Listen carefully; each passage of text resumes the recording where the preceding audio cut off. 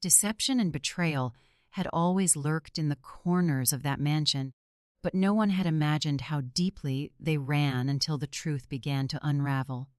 The mistress, with her charm and cunning, had slowly woven herself into the old man's life, whispering sweet lies and feigned affection. Everyone believed she cared for him, that her devotion was genuine, but behind every tender smile was calculation. She knew what she wanted: the fortune, the estate, the life of luxury that came with his name, and she was willing to destroy anyone who stood in her way.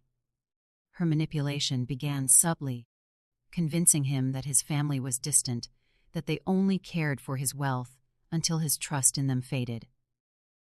She replaced every loyal servant, silenced every voice of reason, and wrapped the old man's world around her little finger.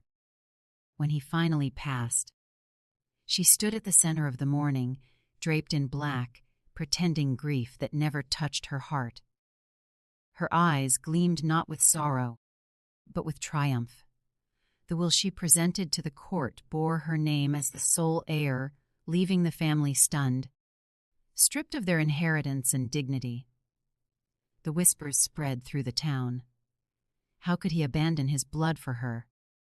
But no one dared question her too loudly. Her influence reached everywhere.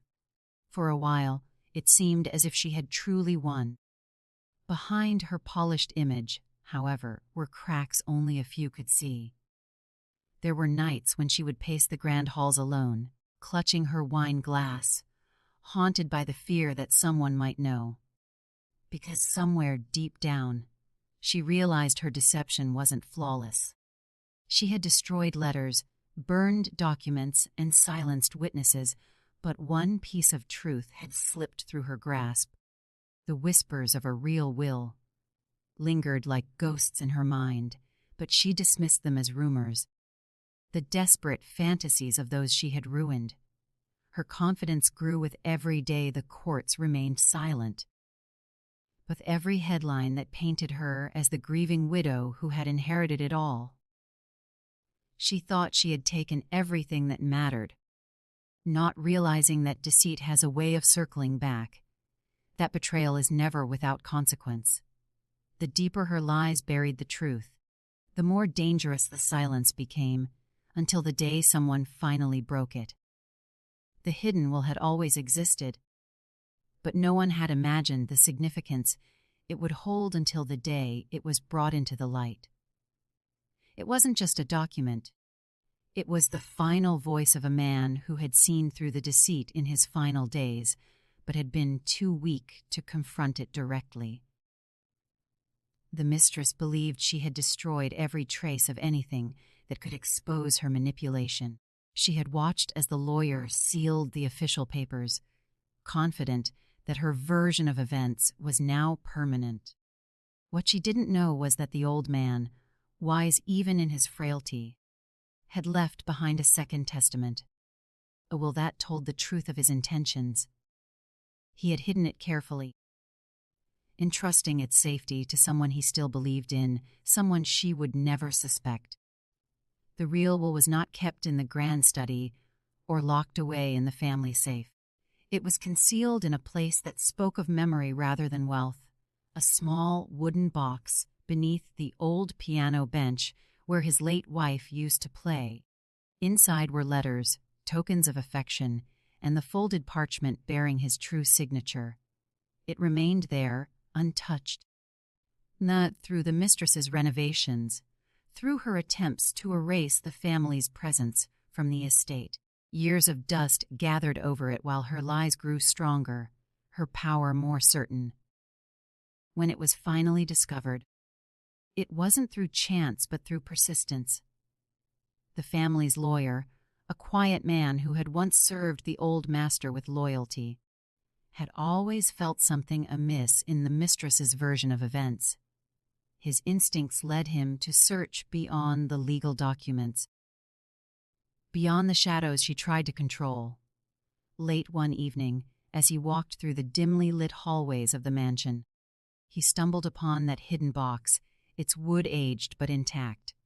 Inside lay the truth that would undo everything she had built on deception. The ink was faded, the paper brittle, but the words were undeniable. The signatures were authentic, witnessed by names the mistress had long since dismissed. The discovery was a silent storm waiting to break, the kind of truth that could shatter facades and rewrite destinies.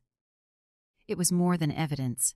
It was vindication, a whisper from the dead that refused to be silenced. The courtroom was thick with tension, every seat filled, every gaze locked on the woman who had once ruled the mansion like a queen.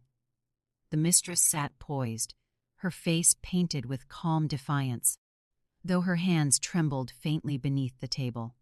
She had expected this day, but not like this. She thought the hearing would be a mere formality, a legal ceremony to confirm her victory. Yet the moment the lawyer rose to speak, she sensed something shifting in the air, a slow, inevitable unraveling she could not control. The murmur of the crowd faded into silence as he reached into his briefcase and pulled out a document sealed with age and dust, the kind of paper that carried the weight of truth. Gasps filled the room as the words, "The real will," were spoken aloud. The mistress's composure cracked, just slightly, but enough for everyone to see. Her lawyers exchanged nervous glances while she clenched her jaw, trying to mask the panic creeping through her veins. The judge requested the document, examining the signatures, the dates, the witnesses. Everything matched perfectly. The courtroom filled with the rustle of papers and the pounding of hearts as the will was read, line by line, undoing every lie she had crafted.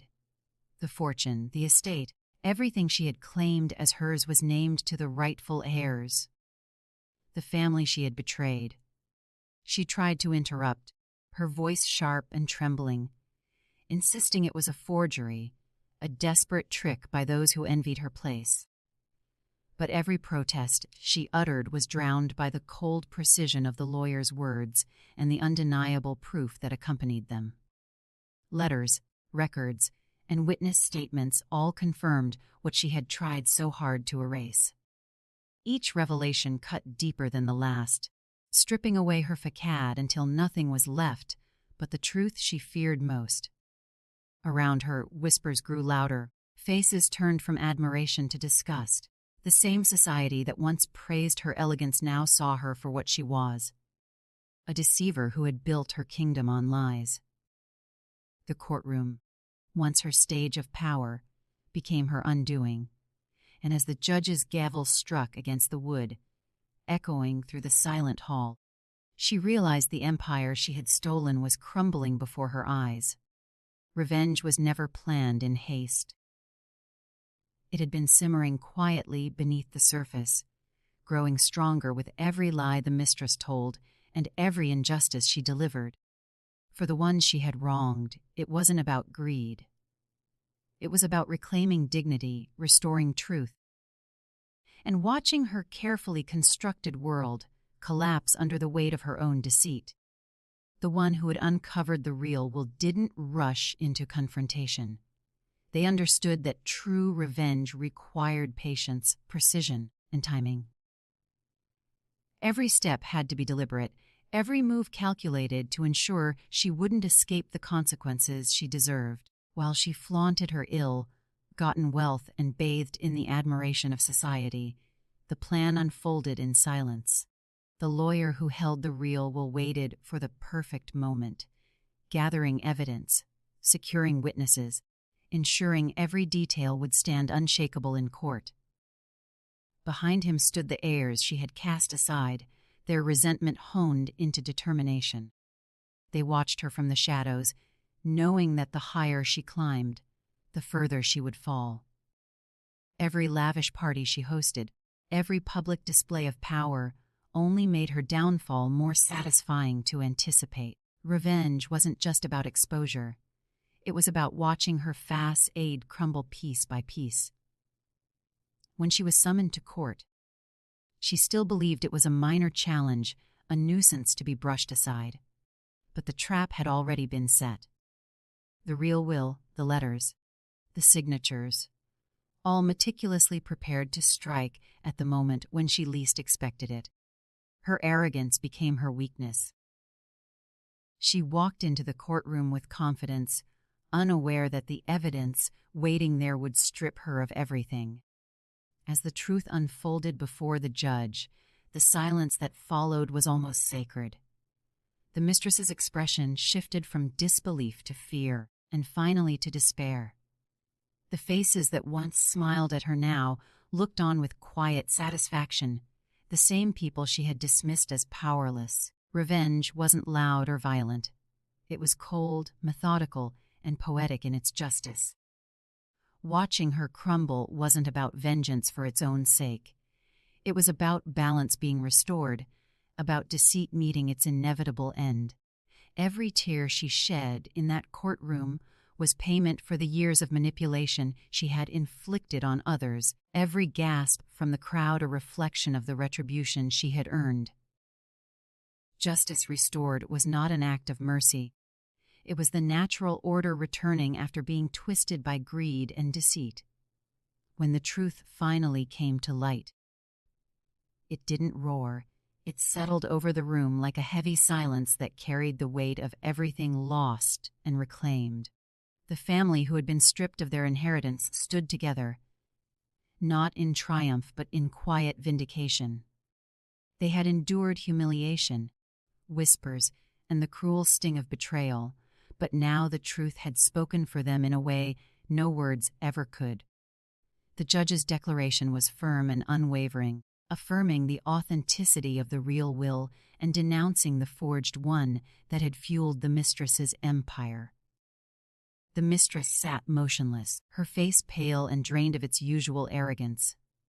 The courtroom that once admired her now felt like a cage closing in. Her fortune, titles, and influence all slipped away as quickly as they had come. The lawyers who once defended her began to retreat, unwilling to tie their names to her downfall. The people she had manipulated turned their eyes from her, some with pity, most with contempt. Justice, in that moment, wasn't a grand spectacle. It was quiet and absolute, leaving no space for excuses or false redemption. Outside the courthouse, the world seemed different. The air felt lighter, as if the lies that had poisoned everything were finally cleared. The family members who had been robbed of their legacy didn't gloat or celebrate. They simply stood together, knowing their truth had survived the storm. The old man's final words, written in his true will, became more than just a legal document. They became a message of clarity, a final act of protection from beyond the grave. His wisdom had ensured that deceit would never stand as his legacy. For those who sought justice, it wasn't about wealth or revenge anymore. It was about closure, about the peace that comes when the scales are finally balanced. The mistress, left with nothing but her memories of manipulation, became a symbol of her own ruin. Justice had not merely punished her. It had restored what was rightfully theirs, returning the dignity and truth that she had stolen with her lies, and in that restoration every wound found its quiet healing.